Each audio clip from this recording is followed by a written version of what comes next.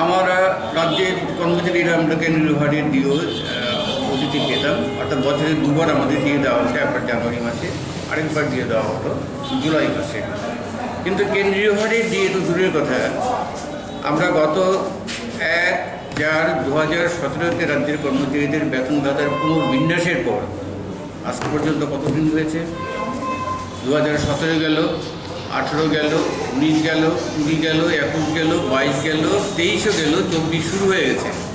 এই দীর্ঘ সময়ের মধ্যে আমরা মাত্র 20% মহার্ঘ ভাতা পেয়েছি, যেখানে কেন্দ্রীয় হারে মহার্ঘ ভাতা পেলে আমাদের মহার্ঘ ভাতার পরিমাণ হতো 46%। আমাদের যে পার্শ্ববর্তী রাজ্যগুলো রয়েছে, ছোট্ট রাজ্য মিজোরাম, সেই মিজোরামের কর্মচারীরাও কিন্তু 46% মহার্ঘ ভাতা পাচ্ছেন। এবং ভারতবর্ষে দেখা গেছে বেশিরভাগ রাজ্য সেখানে কেন্দ্রের যেই হারে মহার্ঘ ভাতা দিচ্ছে সেই হারে কিন্তু তাদের কর্মচারীরা মহার্ঘ ভাতা পেয়ে যাচ্ছে।